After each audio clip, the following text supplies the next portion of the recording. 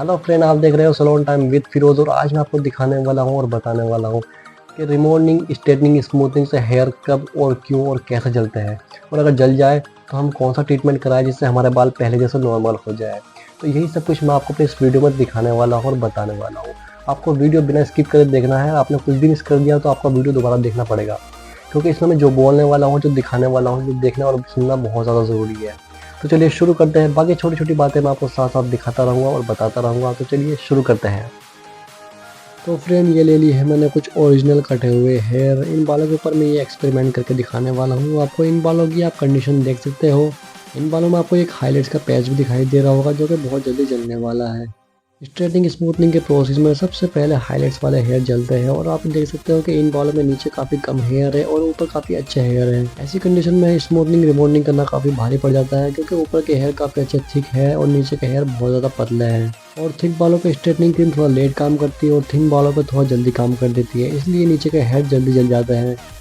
और ये straightening cream मैंने बाउल में निकाल ली है। इसी क्रीम से स्मूथनिंग होती है, इसी क्रीम से स्ट्रेटनिंग होती है, और इसी क्रीम से मैं इन बालों को आपको जलाकर दिखाने वाला हूँ कि स्मूथनिंग क्रीम से, स्ट्रेटनिंग क्रीम से बाल कब और क्यों और कैसे जलते हैं। और इस क्रीम की कंपनी का नाम मैं आपको नहीं बता सकता, क्योंकि मैं किसी भी कंपनी को बदनाम नहीं करना चाहता।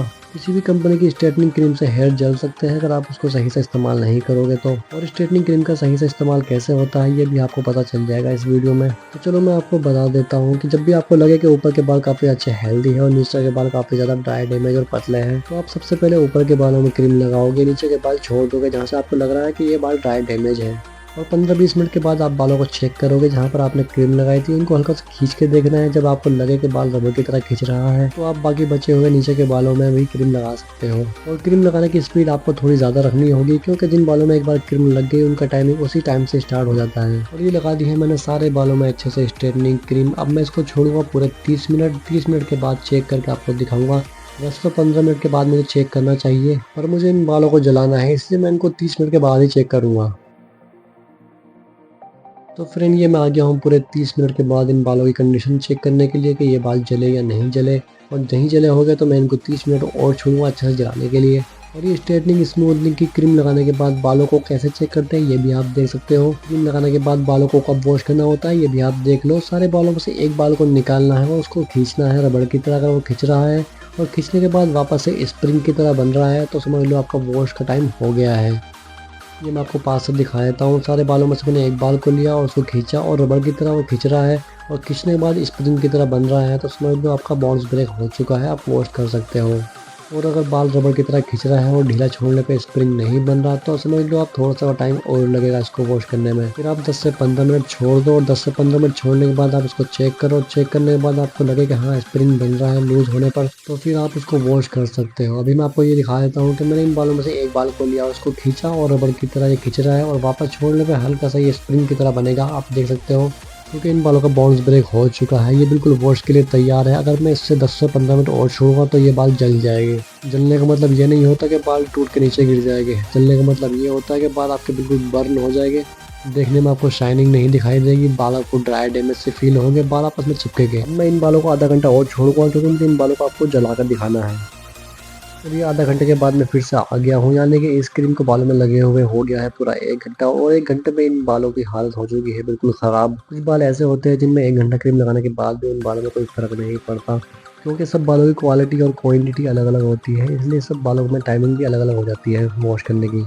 और किसी भी टाइप के हेयर में क्रीम लगाने के बाद आपको 15 से 20 मिनट के बाद चेक करना ज़रूरी है। और ये आप देख सकते हो कि ये बाल बिल्कुल हल्के से बर्न हो चुके हैं, क्योंकि मैंने इन बालों में 1 घंटा क्रीम लगा के छोड़ दी थी और इनमें आधे घंटे में ही बाउंस ब्रेक हो गया था। इस टाइम मुझे ये देखने में भी पता लग रहा है कि ये बाल बहुत ज़्यादा डैमेज हो गए हैं, क्योंकि ये हल्के से खींचने से ही बाल टूटने लगे हैं। और ये जो हाईलाइट्स वाला पेस्ट था, ये तो बिल्कुल मुझे ऐसा लग रहा है कि ये टूट टूट के निकल जाएगा अपना आप ही, क्योंकि ये हेयर ओवर प्रोसेस हो चुके हैं। लिमिट से ज़्यादा हमने क्रीम को बालों में लगा कर छोड़ दिया है, इसीलिए सारे हेयर डैमेज हो गए हैं और ये ब्रेकेज होना स्टार्ट हो गया है। अभी मैं आपको इन बालों को वॉश करके दिखाऊंगा और प्रॉपर प्रोसेस करके दिखाऊंगा जो भी स्ट्रेटनिंग स्मूथनिंग में होता है।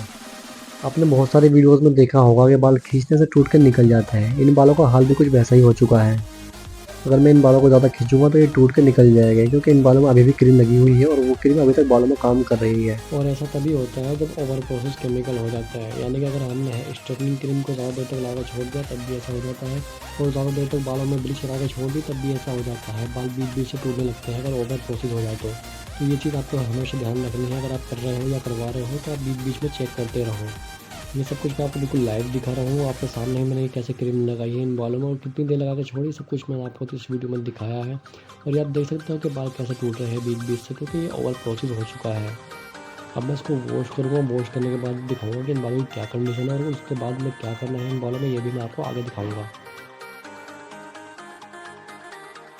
तो फ्रेंड, ये कर लाया हूँ मैं इन बालों को वॉश। इन बालों में मैंने स्ट्रेटनिंग क्रीम को 1 घंटा लगाकर छोड़ा था, जिसकी वजह से ये बाल डैमेज हो गए और थोड़े से जल गए। आप देख सकते हो किस तरह से उलझ रहे हैं ये, क्योंकि स्ट्रेटनिंग क्रीम से अगर बाल डैमेज हो जाए तो ऐसे ही आपस में चिपकते हैं, उलझते हैं बहुत ज़्यादा। आप देख सकते हो बहुत ज़्यादा ये बाल उलझ रहे हैं, इनको सुलझाने के मैं अगर आऊँगा तो ये टूटने लगेंगे।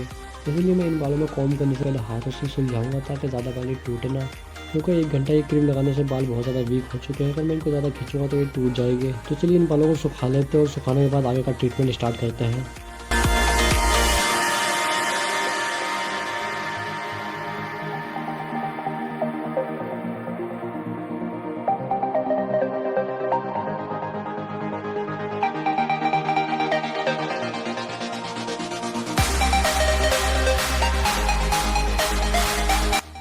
और ये मैंने इन बालों को अच्छे से सुखा लिया है। अब इन बालों की कंडीशन में आपको दिखा देता हूँ क्या कंडीशन है। आपको ये साफ साफ दिखाई दे रहा होगा, जो नीचे के बाल हैं ये बिल्कुल जल चुके हैं और जो ऊपर के बाल हैं उनमें ड्राइनेस आ चुकी है। तो ये भी इन बालों में आगे का प्रोसेस हमें स्टार्ट करना है, और आगे का हम प्रोसेस स्टार्ट करेंगे तो पता नहीं क्या होगा, क्योंकि अभी मुझे बालों को टच फील करने में ऐसा लग रहा है कि बाल बहुत ज़्यादा हमारे रफ और ड्राइनेस आ चुकी है बालों के अंदर। अगर हम आगे का प्रोसेस स्टार्ट करेंगे तो ये बाल और ज़्यादा जल सकते हैं। बाहर की रोशनी में ले जाकर मैं आपको दिखाता हूँ, बाहर की रोशनी में प्रॉपर तरीके से आपको दिखाई दे जाएगा कि बाल कहाँ से कितने बर्न है। ये जो हाईलाइट्स वाला पेस्ट था छोटा सा, ये बिल्कुल जल चुका है। अगर मैं इन बालों को थोड़ा खींचूंगा तो ये टूट जाएंगे, और बाकी नीचे के बाल थोड़े डैमेज हुए हैं और ऊपर के बालों में रफनेस आई है। इसीलिए मैं इन बालों में प्रेसिंग नहीं करूँगा। प्रेसिंग करूँगा तो ये बाल और ज़्यादा ड्राई डैमेज हो सकते हैं, इसलिए मैं इन बालों को ड्राई से ही प्रेस कर रहा हूँ, यानी कि ड्राई से ही मैं इन बालों को स्ट्रेट करूँगा। और वैसे भी स्मूथनिंग में प्रेसिंग का इस्तेमाल नहीं होता, ड्राई से ही बाल स्ट्रेट होते हैं। ड्राई से बालों को अच्छे से स्ट्रेट करने के बाद लगाई जाता है न्यूट्रीलाइजर क्रीम। ये आप देख सकते हो सारे बालों को मैंने अच्छे से स्ट्रेट कर लिया, और स्ट्रेट करने के बाद आप देख सकते हो ज़्यादा बाल ड्राई डैमेज नहीं दिखाई दे रहे। पर जैसे ही दोबारा से वॉश करते हैं तो बाल आपको फिर से वैसे ही ड्राई डैमेज दिखाई देने लगते हैं। ब्रश के साथ ड्राई करते हुए भी बाल टूट गए हैं। अगर मैं प्रेसिंग करता तो और ज़्यादा बाल टूटते, क्योंकि डैमेज होने के बाद बाल बहुत ज़्यादा वीक हो जाते हैं, इसलिए बाल टूटने लगते हैं। जो बाल डैमेज होने से बच जाते हैं वो ठीक रहते हैं, और जो बाल डैमेज हो जाते हैं वो टूट टूट के निकलने लगते हैं। अब मैं लगाऊंगा इन बालों के ऊपर न्यूट्रीलाइजर क्रीम, जिसको फिक्सर क्रीम भी बोलते हैं। ये क्रीम मैंने बाउल में निकाल के रख ली है पहले से ही, आप देख सकते हो। ये क्रीम ऐसी है, अगर बाल बहुत ज़्यादा जले हुए हैं और जले हुए बालों के ऊपर ये क्रीम लगाई जाए तो बाल फिर से ही स्प्रिंग की तरह बन जाते हैं। फिर इन बालों को टेम्परेरी ठीक करने के लिए मास्क वगैरह लगाया जाता है, इससे वो नेक्स्ट वॉश तक तो ठीक रहते हैं, पर जैसे ही घर पर वॉश करते हैं बाल आपको फिर से ही ड्राई डैमेज दिखने लगते हैं। और बाल जलने की सबसे बड़ी वजह होती है ये फर्स्ट क्रीम। अगर फर्स्ट क्रीम टाइम से वॉश कर दी जाए तो बाल बिल्कुल भी नहीं जलते, बाल बहुत ज़्यादा स्मूथ और शाइन हो जाते हैं। स्ट्रेटनिंग, स्मूथनिंग, रिबॉन्डिंग का मेन पार्ट ये फर्स्ट क्रीम ही होती है। यही अगर ख़राब हो जाए तो पूरी स्मूथनिंग, रिबॉन्डिंग ख़राब हो जाती है। ये क्रीम लगाने के बाद छोड़ूंगा उसको मैं 10 से 15 मिनट। 15 मिनट के बाद मैं वॉश करूँगा, और वॉश करके आपको दिखाऊंगा फाइनल रिजल्ट। अगर ये क्रीम मैं किसी क्लाइंट के ऊपर लगा रहा होता तो 5-10 मिनट में इसको चेक करता, और वो चेक करने के बाद वॉश करता। और ये ऑलरेडी जले हुए हैं, थोड़े से और भी जल जाएगा तो कोई फ़र्क नहीं पड़ेगा। ये लगा दिए मैंने सारे बालों पर अच्छे से ये न्यूट्रीलाइजर क्रीम। अब इसको 10 मिनट से 15 मिनट तक छोड़ूंगा मैं इसको, उसके बाद वॉश करके आपको दिखाता हूँ फाइनल रिजल्ट। तो फ्रेंड, ये मैं आ गया हूँ पूरे 13-14 मिनट के बाद इन बालों को वॉश करने के लिए। वॉश करने से पहले मैं देख लेता हूँ इन बालों की कंडीशन क्या है। अभी देखने में थोड़े ठीक लग रहे हैं, क्योंकि न्यूट्रीलाइजर क्रीम मैंने बहुत ज़्यादा देर तक नहीं छोड़ी। तो उसको वॉश कर लेते हैं, वॉश के बाद देखते हैं क्या रिजल्ट आया है।